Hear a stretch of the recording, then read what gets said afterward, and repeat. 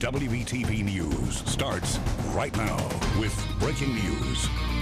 Breaking and live right now, protests erupting after a CMPD officer shot and killed a man police said was armed in University City. Good evening, everyone, and welcome to this. It's been going on all night long. We've been following it. I'm Paul Cameron. And I'm Molly Grantham. A lot of this playing out on social media as well. Our Sarah Blake Morgan has been out there in the midst of this for hours. She has seen it remain calm and now escalating. You're in the middle of some of these protesters. We do have team coverage. You see Colleen, Sarah Blake, and Alex, but we're going to begin with you, Sarah Blake, because we know the protesters are behind you, and we want to make sure we know exactly what's going on. Yeah, Molly, the intensity level has picked up in the past 10-15 minutes. Let's walk down so you can see exactly what's going on. We're trying to stay back a little bit because police have been using some type of gas. We did see some people running away with handkerchiefs on their faces. WBTV's Alex Giles continues our live team coverage right now. Alex has more. Yes, Paul, we're actually close to the scene where this actually took place, this shooting this afternoon, near an apartment complex here off of Old Concord. It's just over to the left of us, and that's where this officer ended up shooting this person. And we know that a woman who claims to be family of the person who was shot and killed says that she was actually filming it. And we actually were watching it in the newsroom as Facebook Live streamed that video of the aftermath of that situation. Police setting up crime tape in the neighborhood and people looking around at this situation.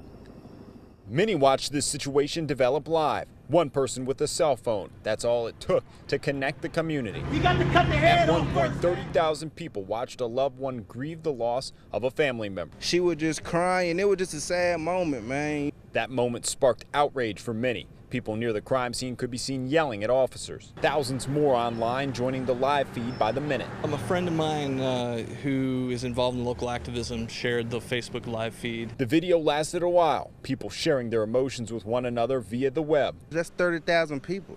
So that's people in South Carolina, most people in Georgia, and all the outskirts of North Carolina. It shows that people have woken up to this reality and they're tuning in to this is happening over and over and over again. It might be responsible for the crowd that's gathered here tonight. Social media is what got everyone out here now. We're looking at live pictures of Sky 3, and Paul, you and I are both seeing this. Everybody watching is seeing this. Maybe 25 people on top of a CMPD cruiser. Looks almost like an SUV. Windshields are cracked, shattered. People on the roof kicking in the side windows. You can see very clearly that that was a violent act against the patrol car. We had not seen a lot of violence up until this point. It had remained tense but relatively calm. But this picture is quite different, Paul. Moments ago, CMPD also tweeted out that agitators had joined this crowd of protesters. It had been peaceful up to this point. And once again, Sky 3 has its searchlight on there, the police helicopter as well. They have cracked the front windshield by stomping on it. They've been on top of this car. Again, we saw some of the smoke bombs go off just a few minutes ago. It is pretty much a bit of chaos going on. And this is what we caught on camera. Some protesters broke into the back of that truck. There was reports on the scene from some of our reporters last night, and they set the contents of that truck on fire. You can see other video now from a bird's eye view of these protesters that are on 85. They were stopping traffic in both directions, so all 6 to 8 lanes were blocked overnight for at least an hour or two. And now everything is back open again this morning. However, they are cleaning up the debris, and this opened back up within the last hour and a half. At a press conference this morning, Chief Kirkputney told reporters a law recently passed by the General Assembly meant video of the shooting wasn't a public record. But that law doesn't take effect until next month. A police spokesman says Putney misspoke this morning, but is still denying our request for video, citing a different law that one local lawyer tells me actually says the video should be made public.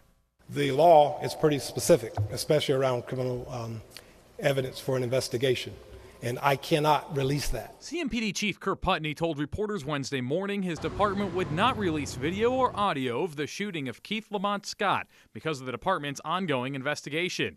He cited a portion of state law that says police investigation records are not public. But he overlooked another part of the law that carves out an exemption for cases just like this one. The video would certainly fall under subsection 3, which is the circumstances surrounding arrest. Criminal defense attorney Brad Smith is talking about this part of the law governing public records, which says the circumstances of an arrest, which is applicable to this case because police were trying to detain Scott at the time he was shot, must be made public. The law specifically says police must provide records documenting resistance or the use of a weapon, which police say Scott had when he got out of his car. His family disputes that. The idea of transparency is so we don't have a situation where we have two groups of people, two sides that are both claiming different things. Putney says he and his office is still reviewing video footage of the incident. We're still going through all of the footage from both body-worn and dash, but until the investigation is complete, it's a part of the investigation and can't be released at this point. Now, we will continue pushing for video of Scott's shooting to be released. Our attorneys are now making a case to City Attorney Bob Hageman and his office. We're committed to bringing you all of the facts as soon as we have them. Colleen Harry is live right now, and we're going to you guys when you tell us you're in a safe position to talk, not in danger. You're turning around and looking, Colleen. What do you have going on behind you? Well, I see the crowd running, and I know police have been strategically moving the crowd along. I just saw a crowd of people running along. If you take a look, Molly and Jamie, you can see the smoke. I'm not sure if it's, I don't want to guess. I'm not sure what exactly happened. I can see the smoke going out here on Trade Street. A lot has been happening here on Trade. We're across the street from the Hyatt House, where we saw a young man kick in the front door, the front windows of the hotel. Right now, things are fairly calm. I know it might look pretty intense, but at this particular moment, and I stress moment because 30 seconds from now, things could, quote, pop off again as they've been doing throughout the night here. But you can see, actually, there was a pretty big explosion there. We're going to take a step back. The crowds are starting to come this way. And again, this is what we've been seeing throughout the night here. Yeah, we're in a safe spot right now. We are watching some of the folks, again, come this way. A lot of the people will come running over in this area.